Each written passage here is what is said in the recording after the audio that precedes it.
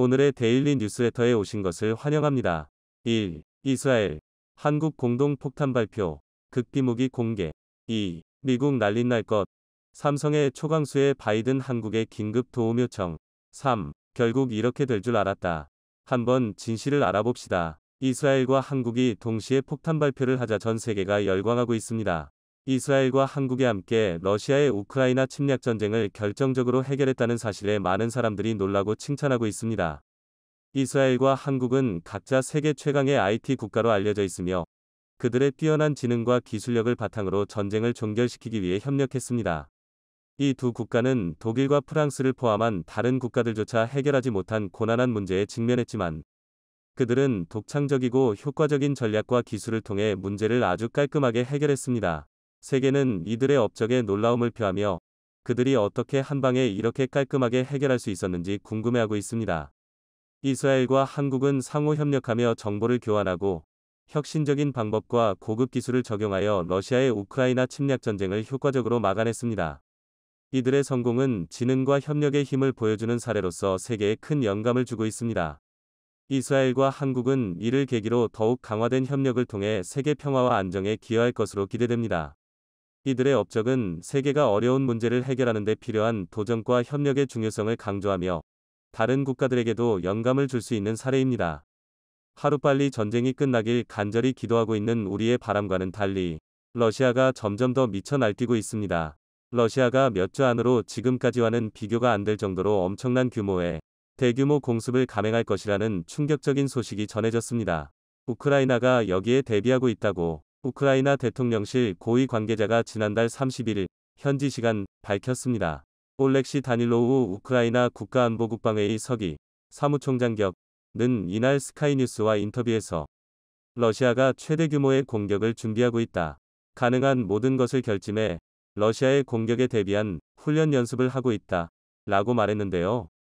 다닐로우 서기는 특히 러시아가 침공을 개시한 작년 2월 24일처럼 우크라이나 남북 동쪽 3방향에서 동시다발적으로 전면 공격을 벌여올 가능성도 있다고 내다봤습니다. 그는 심지어 이런 공격을 전쟁 1주년 기념일 당일에 벌일 수도 있다고 전망했습니다. 다닐로우 서기는 모든 것이 가능하다. 이터부터 3주 안에 벌어질 수 있는 어떤 시나리오도 배제하지 않고 있다고 말할 수 있다. 라고 말했습니다. 그러면서 작년 9월 블라디미르 푸틴 러시아 대통령의 부분 동원령으로 징집된 군 장병 32만 명 가운데 약 절반인 16만 명 정도가 이번 대규모 공격에 투입될 것으로 예상했습니다. 다닐로우 서기는 이번 전쟁 들어 가장 격렬한 전투가 조만간 벌어질 수 있다고도 전망했는데요. 이런 가운데 알렉산드르 루카셴코 벨라루스 대통령이 우크라이나와 전쟁을 벌이는 러시아에 더 많은 지원을 할 수 있다고 밝혀 참전을 시사해 전쟁 규모가 무섭게 커지고 있다는 보도가 쏟아져 나오고 있습니다. 루카셴코 대통령은 남부 아프리카 국가 짐바브웨를 국빈 방문해 연 기자회견에서 우크라이나 전쟁에 대한 지원을 강화하라는 러시아 측의 압박을 받고 있는가란 질문에 이같이 답변했습니다. 세계 군대 중에 가장 잘 조직됐을 뿐 아니라 가장 첨단의 무기로 무장한 군은 단연 이스라엘 방위군 IDF입니다. 그런 이스라엘 방위군이 마음먹고 5대 혁신 무기를 공식적으로 공개했습니다. 날아오는 대전차 미사일을 스스로 감지해 무력화시키는 방어 시스템, 적의 미사일 공격을 조기에 감지하는 모바일 레이더, 더 오래 잠수하고 소음은 대폭 줄인 잠수함, 이른바 강철 지붕이라고 불리는 아이언돔, 무인 정찰 차량 등이 바로 이스라엘 방위군이 내놓은 5대 혁신 무기입니다. 트로피는 이스라엘 국방부와 이스라엘 방산업체 라파엘이 공동 개발한 전차 방어 시스템입니다. 전차나 장갑차를 향해 날아오는 대전차 유도 미사일을 막는 무기체계입니다. 전차를 향해 날아오는 미사일을 조기에 탐지, 추적, 무력화시키는 방식입니다. 말이 쉽지 미사일의 속도와 발사거리를 감안하면 1터부터 2초 안에 모든 과정을 마무리해야 합니다. 게다가 적의 미사일임을 정확히 판단하려면 고도의 기술이 필요합니다. 어찌됐든 신뢰도 높은 이스라엘 방어군이 트로피 개발에 성공했다며 필드 테스트 동영상까지 공개했으니 믿지 않을 도리가 없습니다. 모바일 레이더는 말 그대로 휴대 가능한 레이더입니다. 중대가 됐든 대대가 됐든 부대 단위별로 가지고 다니다가 적의 로켓 공격을 조기에 탐지하는 것이 주요 기능입니다. 이 모바일 레이더는 아군을 공격하는 화력의 원점을 파악한 뒤 아군이 대피하든 공격하든 대응할 수 있는 능력을 확보해준다고 합니다. 모바일 레이더가 워낙 민감해서 단거리 로켓 공격 원점도 순식간에 알아낸다고 합니다. 돌핀급, 돌핀 클래스 잠수함의 신형을 이스라엘이 개발했습니다. AIP, 에어 인디펜던트 프로플션 기술을 적용해 잠수 시간을 대폭 늘린 것이 가장 큰 특징입니다. 스텔스 기능도 구형에 비해 획기적으로 향상됐다고 이스라엘 방어군은 밝혔습니다. 그럼에도 56m인 기존 돌핀급 길이보다 길어졌고 두께도 더 두꺼워졌다고 하네요. 구체적인 성능은 밝히지 않았지만 최신의 하푼 미사일과 어뢰를 장착했고 소나 등 탐지 능력도 개선했다고 이스라엘 방위군은 덧붙였습니다. 5대 혁신 무기에 포함될 정도면 숨겨놓은 재원들이 많을 것으로 보입니다. 아이언돔과 무인 정찰 차량도 이스라엘 방위군의 5대 혁신 무기에 이름을 올렸습니다. 아이언돔이야 우리 군도 사들이려고 계획하고 있는 미사일 방어 체계여서 우리나라에서도 유명합니다. 아이언돔이 적군의 미사일을 요격하는 비율은 80% 이상이라는 것이 정설입니다. 요즘 종종 무슬림 테러 조직의 소형 로켓 공격에 뚫린다는 보도도 있지만 적어도 미사일 방어 시스템의 강자는 아이언돔이라는데 이견이 없을 것입니다. 이스라엘 방위군은 무인 정찰 차량도 5대 혁신 무기로 꼽았는데 좀 의외입니다. 사실 이스라엘 방위군은 블로그에 5대 혁신 무기 중 1번으로 무인 정찰 차량을 올려놓기도 했습니다. 국경 정찰 중에 공격당하는 병력이 워낙 많다 보니까 그런 희생을 막기에는 제격인 무인 정찰 차량을 1번에 올리지 않았을까 생각됩니다. 장병이 타지 않는 무인 차량이야말로 전투에서 아군 희생을 제로로 만들 수 있으니 최고의 방어 무기입니다. 자, 그런데 더 놀라운 것은 이스라엘이 공개한 이 최첨단 무기를 아직 대부분의 나라들이 꿈조차 꾸지 못하고 있는 이 엄청난 첨단 무기들을 이스라엘은 약 10여 년 전에 공개했습니다.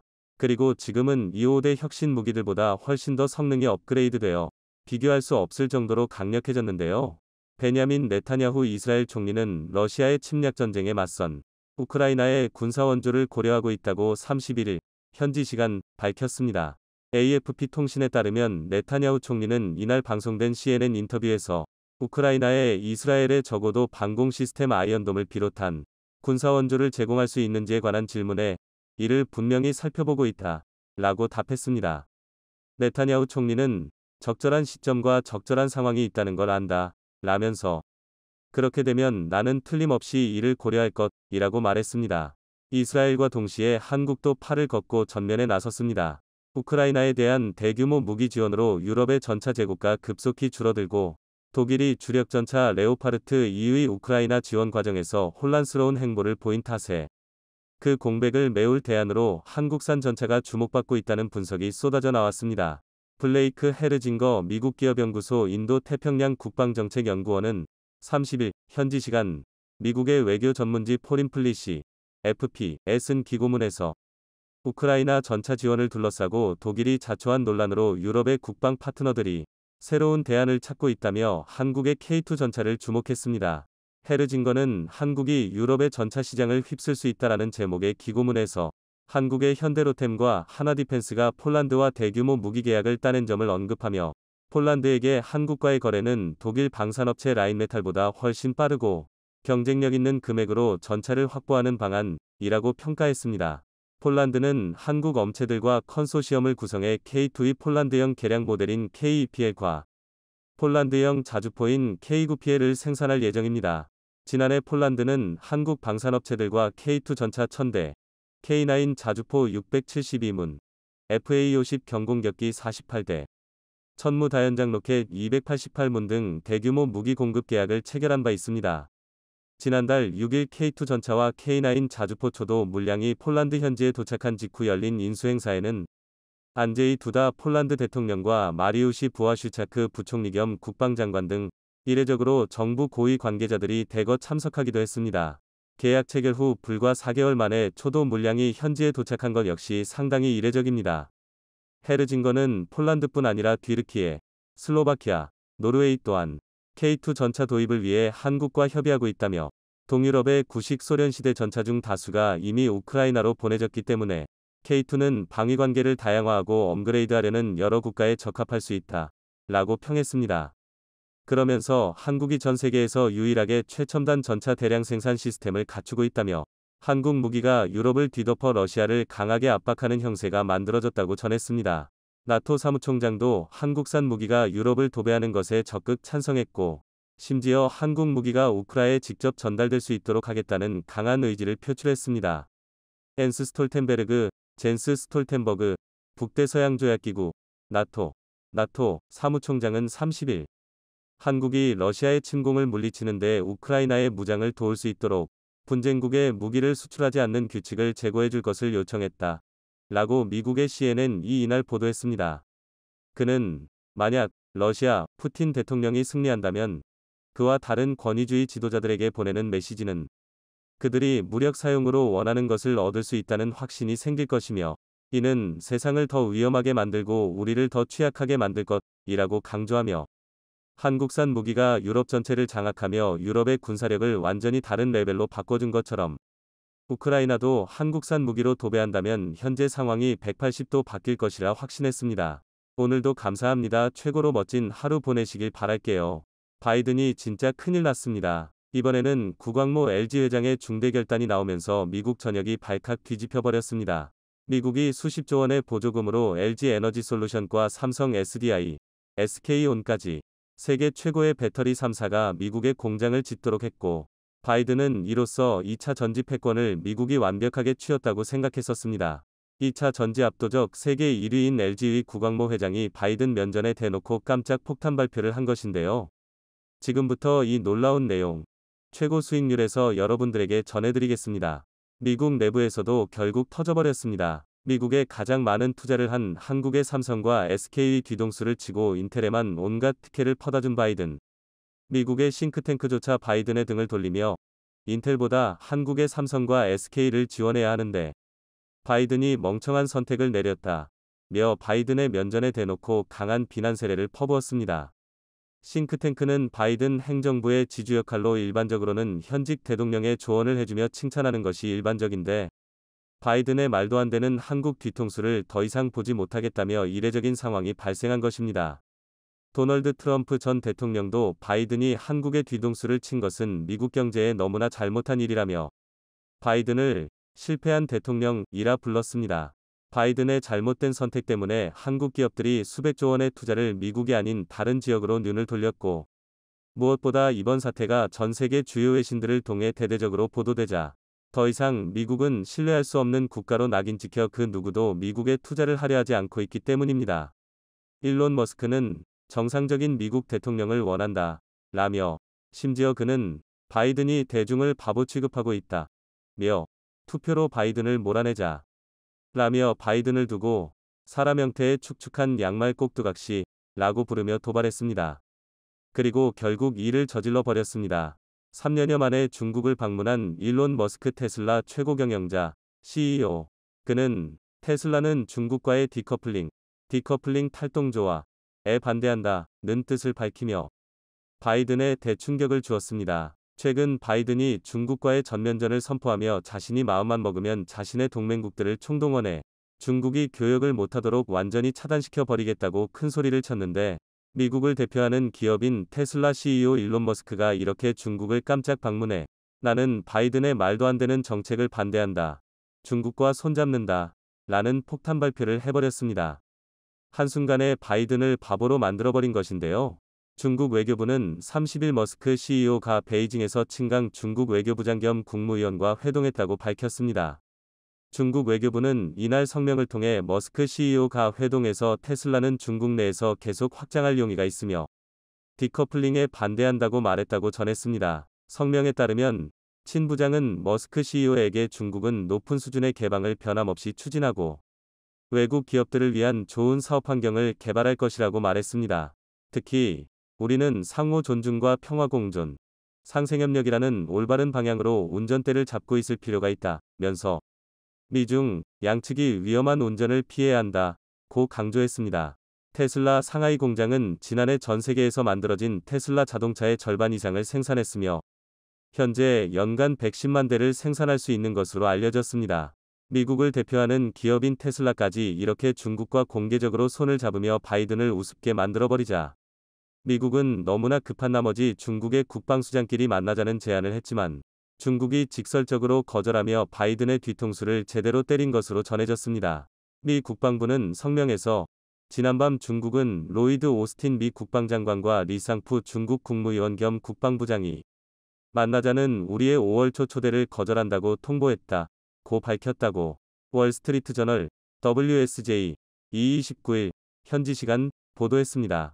WSJ에 따르면 미 국방부는 이달 초 중국 측에 6월 2터부터 4일 싱가포르에서 열리는 아시아 안보회의 상그릴라 대화를 계기로 국방장관 회담을 여는 방안을 제안했습니다.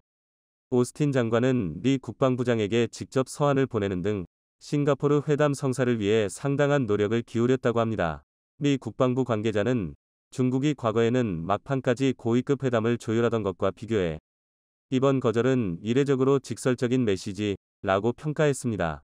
미국과 중국은 지난해 샹그릴라 대화 때 국방장관 회담을 진행했는데 글로벌 인공지능 반도체 1위로 전 세계적인 주목을 받고 있는 엔비디아의 젠슨 황 CEO 도 바이든을 향해 바이든의 중국 때리기는 오히려 미국에 엄청난 피해를 입히고 있다며 최대 시장 중 한 곳에 첨단 반도체 칩을 더 이상 판매할 수 없게 되면 미국 기술 기업들이 막대한 타격을 입을 수밖에 없다며 중국 시장이 미국 테크 업계에서 차지하는 비중은 3분의 1 수준. 만약 테크 업계가 중국 시장을 잃으면 우리는 미국에 더 이상 반도체 공장을 지을 필요가 없을 것이라며 중국이 자체 칩 개발에 나서는 점도 우려되는 상황이다. 중국 기업들이 미국에서 칩을 사들일 수 없다면 자체 개발에 나설 것이다. 이는 중국의 반도체 자립만 도와줄 뿐이라며 바이든의 잘못된 정책을 강하게 비판했습니다. 자, 그런데 이렇게 미국을 대표하는 전기차 회사 테슬라에 이어 미국을 대표하는 반도체 회사 엔비디아 CEO까지 바이든을 웃음거리로 만들어버린 상황 속에서 LG 구광모 회장이 바이든의 쐐기에 빗줄을 꽂아버렸습니다. 구광모 LG 회장은 미국 대신 중국이라는 파격적인 발표로 바이든에 대충격을 주었습니다. 앞으로 미국이 아닌 중국에 수백조 원을 투자할 수 있다는 것인데요. 일론 머스크가 대놓고 바이든을 비판하며 중국에 올인해버리는 상황 속에서 전기차 압도적 세계 1위인 테슬라에 배터리를 공급하는 LG 엔솔은 테슬라를 따라 중국에 막대한 투자를 할 수밖에 없습니다. 미국은 한순간에 수백만 명의 일자리와 수백조 원의 투자를 날려버렸을 뿐만 아니라 전기차 공급망 패권을 한순간에 빼앗겨 버렸습니다. 구광모 LG 회장이 이렇게 결단을 내릴 수 있었던 것은 뒤통수치고 보조금조차 제대로 지급하지 않는 바이든과 달리 중국에서 최근 LG 엔솔의 대박 행진이 심상치 않기 때문입니다. LG 에너지 솔루션의 배터리를 탑재한 지리자동차 산하 폴스타 22종이 중국 정부가 발표한 신차 목록에 들었습니다. 보조금 확보가 유력시되면서 중국 시장에서 LG의 활약이 두드러졌습니다. 중국공업정보화부가 지난 9일 현지 시간 발표한 제369차 도로자동차 제조업체 제품 발표 도로계 동체리앙 생산기 예급찬 품공고에 LG의 배터리를 장착한 폴스타 22종이 포함됐습니다. 폴스타 2는 신차 명단에 들며 향후 중국 정부로부터 보조금을 받을 가능성이 높아졌습니다. LG 에너지 솔루션은 현지 정부의 보조금 혜택에 힘입어 중국 시장에서 대박 행진을 시작했습니다. 실제로 최근 시진핑이 직접 LG 공장을 방문하며 한국에 엄청난 특혜를 약속한 것으로 전해졌습니다. 시 주석은 LG 디스플레이 방문 현장에서 약 1시간 동안 브리핑을 받고 관계자들과 대화하면서 한중 간의 우위를 강조하는 덕담을 전한 것으로 알려졌습니다. 시진핑이 2012년 중국 최고 지도자가 된 이후 중국 내 한국계 기업을 방문한 것은 매우 이례적인 일인데요. LG 공장을 방문한 것은 LG 에너지 솔루션이 앞으로 수백조 원의 투자를 중국에 할 수 있음을 시사하고 있다고 전문가들은 말하고 있습니다. 미국보다 높은 보조금을 주는 것은 물론이고 한국산 자동차도 어디에서 생산됐는지와 관계없이 중국 전기차와 똑같은 보조금을 줄 수 있다는 것입니다. 한국만 특별히 말이죠. LG 에너지 솔루션은 중국을 제외한 나머지 글로벌 시장에서 압도적인 세계 1위로 승승장구하고 있는데요. 이번에 중국이 LG 엔솔 배터리에도 막대한 보조금을 주기 시작하면서 중국 내 판매도 급격히 상승할 것으로 전망되고 있습니다. 자, 그런데 이렇게 한국의 배터리가 초대박 행진을 이어가는 가운데 한국 배터리 제조사에 장비를 납품하던 일본 기업들은 아싸 우리도 같이 대박난다 라며 들떠있는 상황입니다. 자, 그런데 일본에는 엄청난 충격적인 소식이 전해졌습니다. 아바코를 비롯한 한국 기업들이 그동안 일본이 LG 엔솔에 공급하던 2차 전지 핵심 장비들을 빛의 속도로 모두 국산화해버렸습니다. 일본이 한국에 반도체 수출 규제를 하며 일본산 반도체 소재 수출을 중단했을 당시에도 한국이 기적을 만들어내며 그 짧은 시간에 모두 국산화해버렸는데요. 이번에도 일본이 한국의 신성장 동력인 2차 전지가 승승장구하는 동안 특히 에코프로 그룹은 양극재와 음극재를 만드는 데 필요한 모든 공정을 수직 계열화하여 세계 최대의 생산 공장을 한국에 설립하는 데 성공시키면서 최근까지 한국에 납품하던 수많은 일본 관련 회사들이 파산을 피할 수 없어 발칵 뒤집혀버린 것으로 알려졌습니다. 오늘도 감사합니다. 최고로 멋진 하루 보내시길 바랄게요. KF21 EF35를 격추하는 데 성공했습니다. 4.5세대의 KF21이 현대 스텔스기의 정점인 F35를 격추했다는 가정이 말이 안 된다고 느껴지실 수도 있는데요. 그런데 최근 KF21이 새로운 기종이 스텔스기 사냥꾼이 될 수도 있다는 주장이 등장했습니다. 게다가 KF21의 이 새로운 형태는 적 방공망 제압에서도 압도적인 성능을 발휘할 것으로 기대되는데요. 이 덕에 대한민국 공군이 제공권 확보를 위해 선택할 수 있는 전술의 격이 달라졌습니다. 그래서 준비했습니다. 오늘은 대스텔스전부터 제공권 장악을 위한 적 방공망 파괴까지 모든 분야에서 대한민국을 새로운 차원으로 이끌 KF21의 새로운 기종에 대해 알려드리겠습니다. 지난 2월 20일 KF21 CJ 4호기가 첫 비행에 성공했습니다. 그리고 당시 저희 꺼리튜브에서는 CJ 4호기가 복좌형임을 이유로 잠차 KF21 이 전자전기로도 개발될 가능성이 높다고 전해드렸는데요. 전자전기에는 후방의 무장통제사 좌석이 필수적이기 때문입니다. 전자전기는 적의 무선 지휘통신체계와 통합방공망을 마비시키고 교란하여 아군 공중전력의 생존성과 작전 수행 능력을 향상시키는데요. 또한 이를 위해서 평시에도 주변국의 위협 신호와 레이더 정보 등을 수집하고 분석하여 데이터베이스를 구축하는 작업이 필요합니다. 그리고 이를 한 명의 조종사가 모두 수행하기란 아직 불가능에 가까운데요. 그래서 전자전기는 복좌형이 일반적입니다. 더군다나 KF21의 경우 MUMT 작전 수행도 염두에 두고 있으니 무인기 편대를 조종하려면 복좌형이 훨씬 유리합니다. 그리고 최근 방위사업청 주도로 KF21 전자전기 개발 사업이 추진 결정되면서 저희 꺼리튜브의 예측이 다시 한번 적중했습니다. 방위사업추진위원회는 총 1조 8,500억 원의 예산을 투입해 2032년까지 순수 국내 기술로 전자전기 개발과 생산을 완료하겠다는 내용의 계획을 의결했는데요. 이로써 대한민국의 제공권 장악 전술에 새로운 지평이 열리게 되었습니다. 대한민국은 일찍부터 전자전기를 도입하기 위해 한미정상회담에서 EA-18G 그라울러의 도입을 언급하는 등 상당한 노력을 기울여 왔는데요. 그러나 당시 미국은 군사 기밀을 이유로 EA-18G 그라울러 판매를 거절했습니다. 그만큼 전자전기는 전략 자산과 맞먹을 정도의 성능을 갖고 있다는 뜻입니다. 실제로 현재 전 세계에서 EA-18G 그라울러를 도입한 나라는 미국과 호주가 유일한데요. 하지만 KF21 전자전기 개발이 추진됨으로써 드디어 대한민국도 적의 방공망과 지휘부를 무력화시킬 고차원의 전술수단을 확보하게 되었습니다. 이 순간까지 정말 우여곡절이 많았습니다. 처음으로 국내에서 전자전기 개발에 대한 논의가 이루어졌을 때 국방과학연구소 에드는 체계 통합이 용이한 수송기를 활용하는 방안을 원했고 공군은 속도와 고도에서 장점이 있는 상용 제트기를 선호했습니다. EA-18G 그라울러의 전신인 EA-6B 프라울러도 조종사 1명과 전자전 대응병사 3명이 탑승했던 4인승 대형 항공기인데다 최고 속도 또한 마하 0.85 수준인 아음속기였으니 수손기를 기반으로 한 전자전기도 영 설득력 없는 주장이 아니었는데요. 또한 에드와 공군에서 제안했던 방향 모두 스탠드오프형, 즉 원거리 전자전 공격으로 적의 방공망을 마비시키는 방식이었기 때문에 근본적으로는 두 기체 모두 크게 다를 게 없었습니다. 그러나 KF21 전자전기가 등장하면서 모든 게 바뀌었습니다.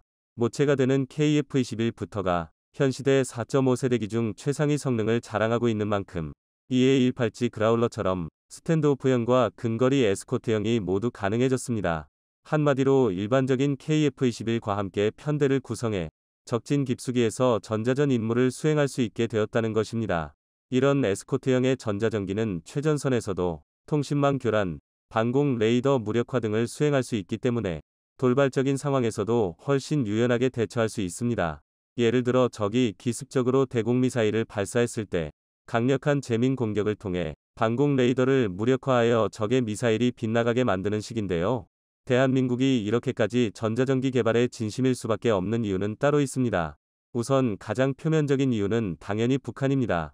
현대전에서 제공권 장악은 가장 선행되어야 할 전략 단계입니다. 하늘을 지배하는 자가 곧 전쟁에서 승리할 수 있기 때문인데요. 우크라이나 전쟁만 보더라도 대다수 전문가들이 러시아 공군이 정상적으로 작동했다면 아무리 우크라이나에 서방 지원이 쏟아졌어도 지금처럼 선전하기는 어려웠을 것이라고 주장합니다. 현대전에서 제공권은 그만큼 중요하다는 의미입니다. 대한민국 또한 유사시 북한 영공의 제공권을 장악하기 위해 다량의 전투기를 출격시킬 텐데요. 그런데 문제는 북한의 방공망 밀도가 세계 최고 수준이라는 것입니다. 이건 절대 과장이 아닙니다. 심지어 오죽하면 미 CIA도 북한에 비하면 이란의 방공망은 어린애 장난 수준이라며 북한의 방공망에 혀를 내두를 정도입니다. 잠시 북한 입장에서 생각해보면 이는 어찌 보면 당연한 일인데요. 해상 포격만으로는 도시를 함락하는 데 한계가 있고 북한의 육상 전력이 아무리 개차반이라 하더라도 일단 머릿수 자체는 대한민국 정규 병력 이상입니다. 미국과 견주어도 절대 꿀리지 않는 대한민국의 지상 화력을 생각하면 북한이 오래 버틸 순 없겠지만 잠시간 시간 벌기는 가능할 것입니다. 그러나 공중 전력은 상황이 전혀 다릅니다. 첨단 기술의 총아인 항공기는 유지 보수 자체만으로도 상당한 높은 수준의 기술력이 필요합니다. 하지만 북한은 유지 보수를 위한 기술력은커녕 항공류도 없어 공중훈련조차 제대로 진행할 수 없을 지경인데요. 그렇다 보니 전투기에 비해 상대적으로 가격이 저렴하고 관리도 쉬운 방공망 확보에 총력을 기울인 것입니다. 일례로 북한은 평양 일대의 지대공 미사일로 바로 최대 사거리가 260터부터 300km에 달하는 SA-5와 중고고도인 최대 사거리 48km인 SA-2, 저중고도이며 최대 사거리 13터부터 15km인 SA-3 등입니다. 방공망의 구성을 보면 항공기부터 미사일까지 모두 방어할 수 있는 나름의 다층 방어망을 구성했다는 걸 알 수 있습니다. 다시 말해 북한의 방공망을 방치하면 전투기가 진입할 수 없을 뿐만 아니라 대한민국이 자랑하는 미사일 전력 또한 상당수 허비할 수밖에 없다는 것입니다. 특히 구소련이 개발한 SA-2 지대공 미사일은 냉전 시대의 소련 영공에서 정찰활동을 하던 미국의 고고도 정찰기 U-2를 격추한 것으로 유명하며 베트남전에서도 상당히 활약했는데요. 문제는 여기서 끝이 아닙니다. 또 하나 간과할 수 없는 게 바로 중국의 방공망과 공중 전력입니다. 북한의 방공망이 촘촘하게 낡았다면 중국의 방공망은 여기에 첨단화까지 이루어졌는데요. 러시아의 S-300V를 모태로 한 중국 HQ-9은 최대 요격고도가 30km 이내로 낮지만 최대 사정거리는 27터부터 120km에 달합니다. 또 최대 추적 감시 거리만 120km에 달하는 사격 통제 레이더는 중국판 패트리어트라고 불러도 손색없는데요. 물론 HQ-9도 러시아의 대공미사일 기술을 빼돌려 만든 카피품이지만 80년대부터 관련 기술을 연구해온 만큼 중국의 방공망은 최소한 러시아와 동급 이상의 수준이라고 판단해야 합니다. 또한 중국이 세계 최고의 스텔스기라고 자랑하는 제-22 존재도 부담됩니다. 비록 대다수의 군사 전문가가 제-22 스텔스 성능을 의심하고 있지만 중국이 공개한 정보만 봤을 때 제-22 성능은 KF-21에 버금갑니다. 또한 극단적으로 과장되어 있긴 하지만 제-22 레이더 반사 면적 즉 RCS가 0.001제곱미터에 육박한다는 주장도 있습니다. 이는 F-35의 RCS와 유사한 수준이라는 건데요. 그렇다면 레이더로 제-20을 발견하는 게 하늘을 날아가는 탁구공을 발견하는 것과 똑같다는 뜻입니다. 물론 이를 진지하게 받아들이는 전문가들은 드물지만 정확하게 밝혀진 사실이 없는 현재로서는 제-20을 과소평가할 수는 없습니다. 일단은 최악의 상황을 가정하고 그에 대비하는 게 바로 안보인데요. 그렇기에 전자전기는 이런 상황을 해결하기 위한 가장 최선의 대책이 될 수 있습니다. 북한과 중국의 방공망을 무력화하기 위해선 물리적 공방전에 앞서 전자전이 선제적으로 이루어져야 합니다. 특히 스텔스기 대적을 위해서도 전자전기는 꼭 필요한데요. 일례로 현존하는 최강의 전투기라 밀걸어지는 미군의 F-22는 수많은 모의 공중전에서 승리했지만 딱 한 번 패배한 적이 있었고 그 상대가 바로 EA-18G 그라울러였습니다. 당시 모의 공중전에서 EA-18G 그라울러는 전자전 공격을 가해 역으로 F-22위 레이더를 먹통으로 만들었고 이후 AIM-120 암램을 발사해 F-22를 격추하는 데 성공했습니다. 그라울러와 제-22 공중전도 이와 비슷할 텐데요. 우선 교전 이전에 평시 정찰활동을 통해 제-22 레이더와 통신장비에서 발생하는 전파 정보를 분석하고 복제합니다. 이렇게 얻은 전파 정보는 그라울러에 저장되는데요. 이것이 바로 그라울러의 가장 중요한 무기입니다. 제-20과의 교전에 돌입한 그라울러는 ALQ-99 제머포드, ALQ-27B 통신방해 체계를 이용해 강력한 재밍 전파를 발사합니다. 만약 전파 정보를 획득하지 못했다면 제-22 레이더와 전자장비가 재밍 전파를 인식하고 사전에 차단할 텐데요. 하지만 이미 정보 획득이 이루어진 단계라면 그라울러에서 발사된 재밍 전파가 제-22 암호코드를 파괴하고 항전 장비와 레이더를 튀겨버릴 것입니다. 결국 전투기의 오감이나 마찬가지인 레이더를 잃어버린 제-20은 그라울러에서 발사된 AIM-9X 사이드와인더에 의해 결국 격추되고 말 것입니다. 근거리 교전 상황을 가정한다면 가장 가능성 높은 시나리오인데요. 물론 전자전기가 모든 전술기 중에서 절대적 우위에 있다는 건 아닙니다. 중국이 주장하는 스펙 그대로라면 원거리에서 공대공 미사일을 발사하고 자리를 이탈한 제-20을 포착하는 게 선행되어야 합니다. 사실 스텔스기를 포착하기란 결코 쉽지 않습니다. 오히려 중요한 건 아무리 스텔스기라 하더라도 약점은 존재하고 현대의 무기체계는 마치 가위바위보처럼 상호 견제적인 특성을 띠고 있다는 건데요. 더군다나 이미 20여 년 전부터 러시아, 중국, 이스라엘 등에서 스텔스를 잡을 수 있는 레이더를 개발하고 있는 터라 이는 시기의 문제이지 전투기의 스텔스 성능은 결국 무력화될 가능성이 높습니다. 따라서 적의 레이더를 무력화할 수 있는 전자전기의 개발과 보유가 더욱 중요해진 것입니다. 하지만 일각에서는 여전히 KF-21 전자전기 도입에 대한 찬반 논란이 불타고 있는 상황입니다. 가장 핵심적인 반대 논지는 그렇게 중요한 전자전기를 국내 기술로 개발할 수 있느냐는 건데요. 확실히 처음은 외산 장비를 먼저 운용해보고 KF-21 전자전기를 단계적으로 시도해보는 게 왕도일 수도 있습니다. 그러나 많이들 간과하는 사실은 KF-21에 이미 기본형부터 통합전자전장비 EW 스위트와 ALQ200K 내장형을 탐지한 상태라는 것입니다. 즉, 이미 한국은 전자전 방어 능력을 확보한 상태라는 건데요. 대한민국의 기술 역량은 충분히 독자 개발에 도전할 정도로 발전한 상태입니다. 이제는 전자전기를 비롯한 KF-21이 다양한 파생형들이 대한민국의 군사력에 어떤 시너지 효과를 일으킬지 즐거운 기대감을 가지고 지켜볼 때가 된 것입니다.